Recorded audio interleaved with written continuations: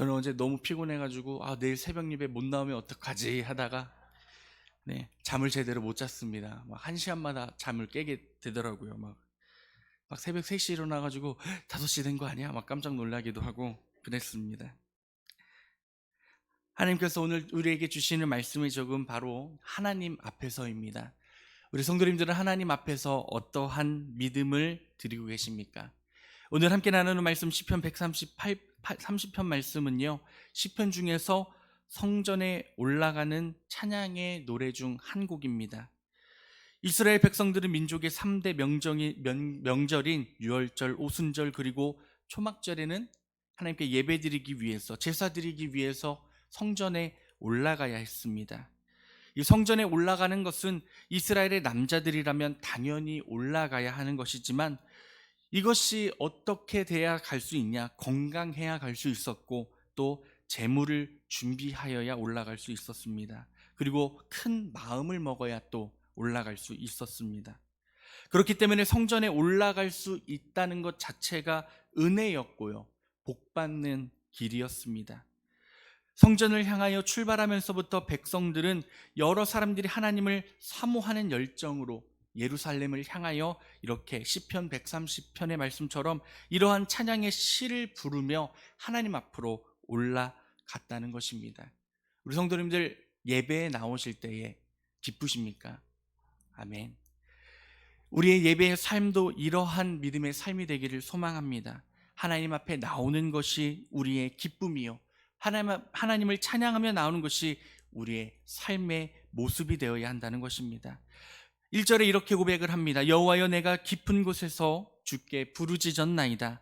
주여, 내 기도를 들으시며 나의 부르짖는 소리에 귀를 기울이소서. 깊은 곳에서 기도는 바다 깊은 속에서 기도하던 요나를 생각나게 합니다. 이 시편의 시인의 삶의 정황이 견딜 수 없는 고통과 탄식의 깊은 곳에 있었다는 것을 알 수가 있습니다. 그렇다면 우리가 먼저 이러한 어려움과 힘듦이 있을 때에 무엇을 해결해야 할까요? 바로 죄를 해결해야 합니다. 그래서 오늘 시인이 3절 4절에 이렇게 고백합니다. 여호와여, 주께서 죄악을 지켜보실진데 누가 서리이까? 그러나 사유하심이 주께 있음은 주를 경외하게 하심이니이다. 하나님은 언제나 우리를 일거수일투족 감찰하고 지켜보고 계십니다. 또한 우리의 죄악들도 일거수일투족 기억하고 계십니다. 죄악으로 인하여 감히 나가기에 우리는 부끄러운 존재라는 것입니다. 왜 예배에 나오십니까? 왜 이들이 이 당시에 성전에 올라갔습니까? 그것은 바로 부활하신 주님을 찬양하고 감사하기 때문입니다. 동시에 죄를 사하신 주님 앞에 감사의 예배, 회개의 예배를 드리기 위해서입니다. 우리가 이 더러운 죄를 용서받을 수 있는 유일한 길은 무엇입니까? 바로 하나님 앞에 자복하며 회개하는 것입니다. 그렇기 때문에 우리가 주님 주신 인생을 살아갈 때에 이 죄라는 것에 대해서 민감해야 한다는 것입니다. 죄가 적든 많든 죄로 인하여서 상한 마음을 가지고 나아갈 때가 많이 있다는 것입니다. 죄를 아파하고 안타까워해야 하는 그런 마음이 있어야 합니다. 이 시간 우리들 주 앞에 나왔습니다. 하나님 앞으로 나왔습니다.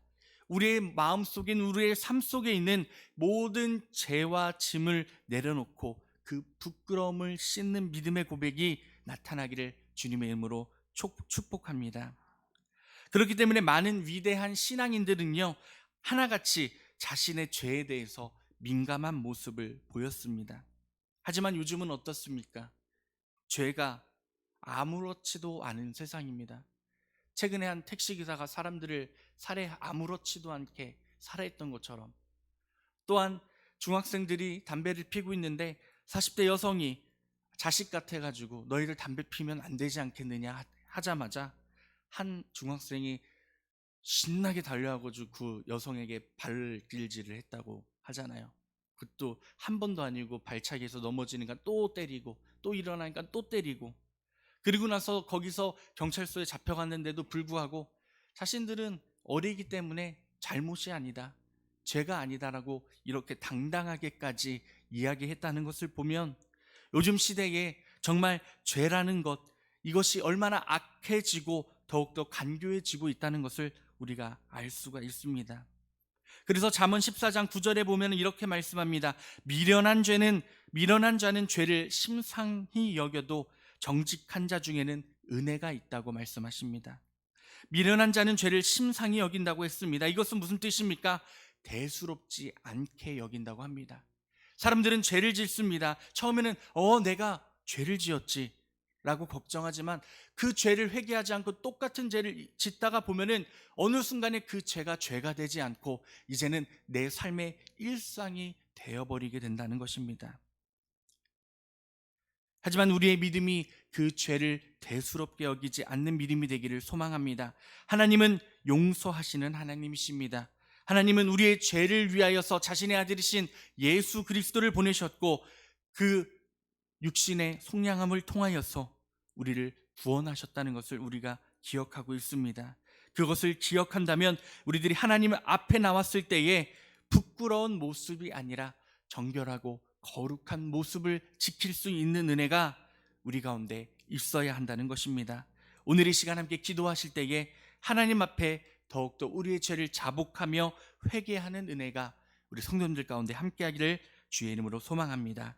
또한 5절에 이렇게 고백을 합니다. 나 곧 내 영혼은 여호와를 기다리며 나는 주의 말씀을 바라는도다. 시편 1장 2절에 비슷한 말씀이 있습니다. 여호와의 말씀을 즐거워하여 주야로 묵상하는 자로다. 저는 시냇가에 심은 나무가 시절을 쫓아 과실을 맺으며 그 잎사귀가 마르지 아니함 같으니 그 행사가 다 형통하리로다. 우리가 죄를 회개하며 하나님을 만나는 것처럼 또한 하나님을 만나는 것, 하나님의 말씀을 사모하시기를 주의 이름으로 소망합니다. 2023년 항상 저도 다짐하는 것이 있습니다. 성경 한 몇 독은 해야지. 근데 몇 독을 성경 읽다 보면은 중간에 바쁘고 힘들면 몇 장까지 읽었는지 까먹을 때가 참 많이 있습니다. 그러면 또 처음으로 돌아가고 또 읽고 처음으로 돌아가고 그럴 때가 많은데 우리 성도님들 가운데에 말씀을 사모하는 은혜가 넘치기를 주의 이름으로 소망합니다. 그렇기 때문에 하나님께서는요, 믿음은 들음에서 나며 들음은 그리스도의 말씀으로 말미암는다고 말씀하십니다. 우리는 하나님의 말씀을 묵상하는 일을 대수롭지 않게 생각해서는 안 됩니다. 이것은 굉장한 업적이며 영성으로 나아가는 길입니다. 비록 신비한 체험을 한 그리스도인이 일상적인 경건 생활을 멀리하면 신앙이 자라지 않습니다. 신앙 체험은 많은 사람이 좋은 신앙이라고 생각하기 쉽지만 그 신앙 체험 가운데 말씀이 없다면 그것은 정상적인 신앙 생활이 아니라는 것입니다. 마가복음 9장 25절에 말 못하고 못 듣는 귀신아 내가 내게 명하노니 그 아이에게서 나오고 다시 들어가지 말라 하시매라는 말씀이 기록되어져 있습니다. 우리들은 항상 기적을 보고 싶어 합니다. 그리고 병자를 고치고 귀신을 내어 쫓고 이적과 기사를 행하고 싶어 합니다. 저도 가끔 그런 생각해요. 제가 성도님들 머리에 손을 얹고 아프신 분들 기도하면 나았다. 그럼 얼마나 행복하겠어요. 그렇죠? 하지만 하나님께서는요, 그보다 더 중요한 것, 병을 낫게 하는 것이 무슨 소용이 있고 기적이 일어나는 것이 무슨 소용이 있느냐? 내가 하나님의 말씀에 중심에 서 있지 않다면 그 모든 것들이 헛되고 헛되도다라고 말씀하는 것입니다. 최근에 제가 한 영상을 보고 깜짝 놀랐습니다. 한 젊은 청년이 한국에 와서요, 10,000명, 20,000명 성도들을 모아놓고 막 기도를 해줘요. 그러면은 뭐 어떤 사람들은 막 자지러지고 막 자기가 나았다고 고침을 받았다고 이야기를 합니다. 근데 되게 이상합니다. 말씀이 없어요. 네. 말씀이 없는데 그 사람 뭐라 그러죠? 뭐 강도사 뭐라고 하는데 그 사람이 다니는 곳에 정말 많은 사람들이 모여요. 왜냐?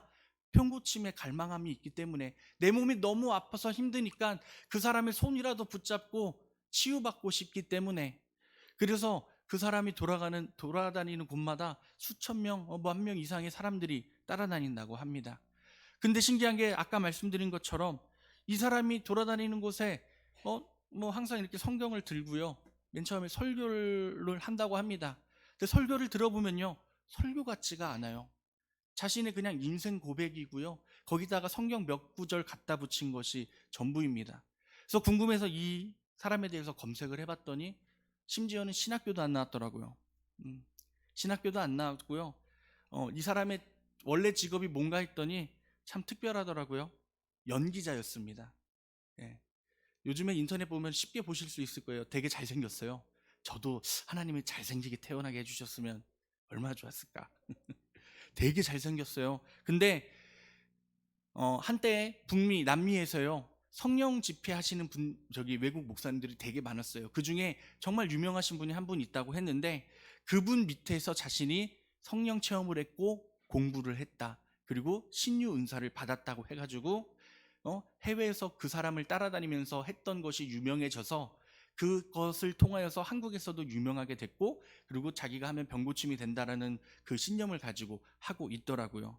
근데 딱 보니까 이 사람이 설교하고 뭐 고침 치유하는 그 모든 것 일거수일투족이 제 눈에는 연기 같아 보이는 거예요. 거짓 같아 보이고요. 그래서 지금도 많은 개신교회 목사님들이 그 사람, 그 사람에 대해서 많은 글들을 쓰는데요, 말씀이 없는 사람이다라는 이야기를 참 많이 씁니다. 뭐 병고침 뭐 할 수도 있겠죠. 뭐 하나님의 이름을 뭐 자신이 대언한다고 말하는데 할 수도 있겠죠.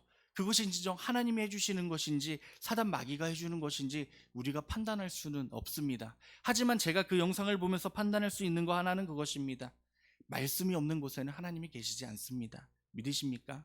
아무리 내 병이 나았을지라도, 내 병이 사라졌을지라도 내 삶 가운데에 하나님의 말씀의 중심이 없다면 그것은 하나님이 하신 일이 아니라는 것입니다. 그러므로 변화를 경험하기 원하는 우리 성도님들, 죄를 이기고 병을 이기고 거룩해지고 삶이 바뀌어지기를 원하는 우리 성도님들, 기적도 중요하지만 당연히 예수님께서는 말씀해 보면 수많은 기적을 행하셨습니다. 기적을 행하실 때에 어떻게 기적을 행하셨습니까? 그냥 요술방망이처럼, 도깨비 방망이처럼 그냥 무조건 뚝딱뚝딱 낫게 하셨습니까? 아닙니다. 예수님도 하나님의 이름으로, 하나님의 말씀으로 낫게 하셨음을 기억하시기를 바랍니다. 그렇게 우리의 일상이 성령의 역사하심이 하나님께서 나에게 주시는 말씀으로 바뀌고 지식적인 말씀으로 바뀔 때에 하나님께서 주시는 포도주가, 물이 변하여 포도주가 되는 그 경험을 할 수 있다는 것입니다. 엘리야 선지자가 동굴에 숨어 있을 때에 큰 바람이 지나가고 지진이 지나가고 불이 지나가는데 여호와 하나님은 그 어느 곳에도 계시지 않고, 불이 지나간 다음에 세미한 소리가 났는데 하나님께서는 그 세미한 소리로 엘리야에게 다가오는 것을 경험하게 하셨습니다. 요한 웨슬리, 영국의 부흥사 요한 웨슬리가 회심한 경험도 이와 비슷합니다. 그는 대학에서 신학을 전공하고 목사 안수를 받고 선교사까지 했습니다마는 그의 마음 가운데는 구원의 확신이 없었고 평강이 없었습니다. 그런데 어느 날 올더스 게이트라는 곳에서, 작은 교회에서 우연히 들어갔다가 설교자가 마틴 루터의 로마서 주석을 읽는 것을 듣고 순간에 가슴이 이상하게 뜨거워지면서 그 말씀을 통하여 예수님이 나를 구원하셨구나 라는 사실을 확신하게 되었다고 합니다. 수많은 설교를 했고요, 수많은 예배를 드렸고, 그때는 하나님을 만나지 못하고 하나님을 바라보지 못하게 됐는데, 그 마틴 루터가 쓴 로마서 말씀의 주석을 읽는 순간 자신이 구원을 받았다는 확신, 말씀을 통하여서 변화되는 확신이 있었다는 것입니다. 성경이 거짓이라고 생각해 보신 적 있으십니까? 없으시죠? 성경은 진리입니다. 믿으십니까? 말씀이 없다는 것은 하나님을 우리가 제대로 바라보지 않고 있다는 것입니다. 저는 기도할 때 참 하나님 앞에 순수하게 기도합니다. 네, 이제 내년이면 저는 이제 40이거든요. 아직 젊어요. 30대예요. 그런데 아직도 하나님 앞에 기도할 때 애처럼 떼쓰며 기도합니다. 제가 처음 신학을 시작하고 수련회에 가서 하나님을 만났을 때 하나님 앞에 정말 때 많이 섰습니다. 하나님 이거 안 해주시면 안 할 거예요. 네. 하나님 이렇게 안 해주시면 안 할 거예요. 근데 신기하게요, 신학을 시작하고 이제 17년이 지났는데 하나하나 다 이루어 주시더라고요. 학교에서 찬양단을 인도할 때 여름방학 때 한 달 동안 차를 끌고 거의 7, 8천 킬로를 돌아다닌 적이 있습니다. 왜냐면 그때 다짐했던 게 작은 미자립 교회 어디든지 하나님이 부르시면 우리 팀원들 11명 데리고 가서 장비 다 싣고 가가지고 하나님 찬양하겠습니다라는 약속을 했었거든요. 근데 하나님이 그만큼 쓰시더라고요. 근데 그때 첫날인가 둘째 날인가 집회를 끝나고 났는데 제 목소리가 쉬어버렸어요. 그 다음부터 인도를 해야 되는데 목소리가 안 나오니까 기도합시다 안 되는 거예요. 그래서 그날 저녁에 하나님 앞에 어떻게 기도했냐고 하면요, 하나님 제 성대를 좀 강하게 좀 해주세요. 그러면 제가 죽는 날까지 하나님만 찬양하겠습니다라고 약속을 잘못했어요. 왜냐하면 기도할 때요, 하나님 성대를 강하게 해주세요, 제가 찬양을 죽을 때까지 하겠습니다라고만 해가지고 제가 찬양할 땐 목이 안 쉬어요. 그쵸? 혹시 찬양할 때 목 쉬는 거 보셨나요? 근데 기도할 때도 목이 안 쉬게 해주세요라고 했어야 되는데 그 기도를 못해서 기도할 땐 또 목이 쉬어요. 지금 9일 저희가 5일째 집회를 하고 있잖아요. 저녁 집회. 하나님께서 은혜 주셔서 제 목이 쉬지 않는 거예요. 아멘. 이처럼 우리가 하나님 앞에 나올 때 말씀도 중요하지만 하나님 앞에 나올 때 더 간절하고 자세한 기도가 우리의 삶 가운데 있어야 한다는 것입니다. 그렇기 때문에 126편에 이렇게 말씀하시잖아요. 눈물로 흘리며 씨를 뿌리는 자는 어떻게 거둔다고요? 기쁨으로 거두리로다. 아멘. 기쁨으로 거두는 믿음이 우리 가운데 있을 줄로 믿습니다. 그렇기 때문에 시편 130편 7절에 이렇게 말합니다. 이스라엘아 여호와를 바랄지어다. 여호와께서는 인자하심과 풍성한 속량이 있음이라. 그가 이스라엘을 그의 모든 죄악에서 속량하시리로다. 이게 무슨 뜻인지 아십니까? 오직 하나님만 의지하라고 말씀하시는 겁니다.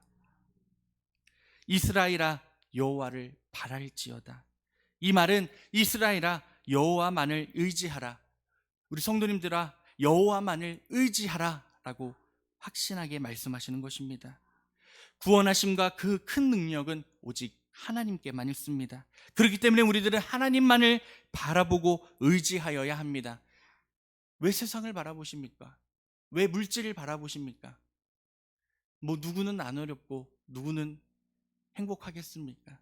우리가 세상을 바라볼 때에 우리는 실망과 절망밖에 볼 수 없다는 것입니다. 하지만 세상을 의지하지 않고 세상의 사람을 바라보지 않고 오직 하나님의 도우심과 하나님의 의를 바라볼 때에 하나님께서는 너무나 선하시고 우리를 사랑하셔서 우리의 모든 어려움과 힘듦을 만져주신다는 것입니다. 참 하나님을 100% 신뢰한다는 것이 우리가 사람의 인생으로 살아갈 때 참 힘듭니다. 하지만 우리들 하나님께 주님 그래도 내가 주님을 의지합니다. 주님 내가 그래도 주님만을 찬양합니다. 주님 내가 그래도 주님만을 따라 살겠습니다. 그의 믿음의 고백이 우리 마음 가운데 있다면 하나님께서 우리를 미쁘게 여기사 우리의 삶을 그렇게 변화시켜 주실 줄로 믿습니다. 어떠한 기도의 제목을 오늘 이 새벽 가지고 나오셨습니까? 어떠한 마음을 가지고 이 새벽 이 자리에 앉아 계십니까? 기도는 영혼의 절규라고 합니다. 요나가 큰 물고기의 뱃속에서 해결할 길이 없었습니다. 그 물고기 뱃속에서 어떻게 나갈 수가 있었겠습니까? 그런데 하나님이 그에게 기도의 시간 그리고 생명의 시간을 허락하였습니다. 지금 내가 기도할 수 있음에, 내가 하나님의 말씀을 사모할 수 있음에, 하나님 앞에 앉아 있을 수 있음에 감사하시기를 바랍니다. 그리고 하나님께 간절히 절규하며 우리의 죄를 내려놓고 하나님 앞에 더욱더 가까이 나아가고자 100% 하나님의 말씀을 신뢰하고 그 뜻을 간구하며 나아가고자 노력할 때에 하나님은 우리 성도님들을 만나주시고 우리 성도님들 가운데 하나님의 놀라우신 음성을 허락하여 주실 줄로 믿습니다. 저는 가끔 기도하다가 하나님한테 이렇게 이야기합니다. 하나님 듣고 계시죠? 하나님 들어주실 것이죠? 제가 헛된 기도하는 거 아니잖아요. 하나님 좀 들어주세요. 이러한 어린아이와 같은 믿음의 고백이 하나님과의 교제하는 그런 기도의 제목들이 우리의 기도 가운데 나타나기를 주의 이름으로 축원합니다. 오늘 이 시간 기도하실 때에 하나님께서 이루어 주실 줄로 믿습니다. 아멘. 해결해 주실 줄로 믿습니다. 그리고 만나 주실 줄로 믿습니다. 그 믿음을 가지고 나아갈 때에 하나님의 놀라우신 축복과 은혜, 해결해 주심, 그리고 우리 가운데 넘치는 승리가 하나님의 말씀 안에서 선포되어질 줄로 믿습니다. 기도하겠습니다. 하나님 감사합니다. 오늘 이 새벽에도 우리를 불러주셔서 하나님의 은혜의 자리로 나아갈 수 있도록 동행하여 주심을 감사합니다. 주님, 우리들 먼저 주 앞에 회개하며 나아가기를 소망합니다. 우리들 죄로 인식하지 못하고 살아갈 때가 많음을 주 앞에 회개하며 자복하며 나아가오니 주님의 놀라우신 뜻과 은혜로 우리를 다시 한 번 더 거룩한 옷을 입혀주시고 회개하게 하여 주셔서 주님 앞에 나아가며 부끄러움 없는 믿음이 될 수 있도록 함께 하여 주시옵소서. 주님, 우리의 말씀 되신 주님의 그 은혜를 우리의 심령 가운데 품고자 합니다. 주님, 언제나 어디서나 주야로 주의 말씀을 묵상하는 믿음이 되게 하여 주시옵고, 언제나 어디서나 주의 뜻을 따라 승리하는 삶의 고백이 우리의 믿음의 삶의 고백이 될 수 있도록 인도하여 주시옵소서. 이 시간 우리들 주 앞에 나와 기도하며 부르짖으며 나아갑니다. 주님 만나기를 원하며 주님의 뜻을 알기를 원하며 아버지 하나님, 우리의 기도 제목이 주 앞에 연락되어지기를 원합니다. 주님, 이 새벽 우리에게 말씀하여 주시고 주여 주여 부르짖는 자마다 주님 말씀하여 주시고 응답하여 주신다고 우리에게 말씀하셨사오니 그 뜻이 이 새벽 나타나며 이루어질 수 있도록 주여 함께하여 주시옵소서. 이 시간 혹시나 병으로 고난받는 성도님들이 있진 않습니까? 물질 가운데 어려움을 겪고 있는 성도님들이 있진 않습니까? 삶의 고난함, 가정의 어려움 가운데 힘들어 쓰러져 있는 성도님들이 있진 않습니까? 이 시간 기도하며 간구하며 나아갈 때에 주님 회복시켜 주시고 채워주시며 치유하여 주셔서 놀라우신 하나님의 성령의 은혜로 말미암아 주가 주신 그 사명과 은혜를 잘 감당하며 나아가는 우리의 믿음이 될 수 있도록 주여 함께하여 주시옵소서. 이 시간 함께 하시는 주의 이름을 찬양하며 예수님의 이름으로 기도합니다. 아멘.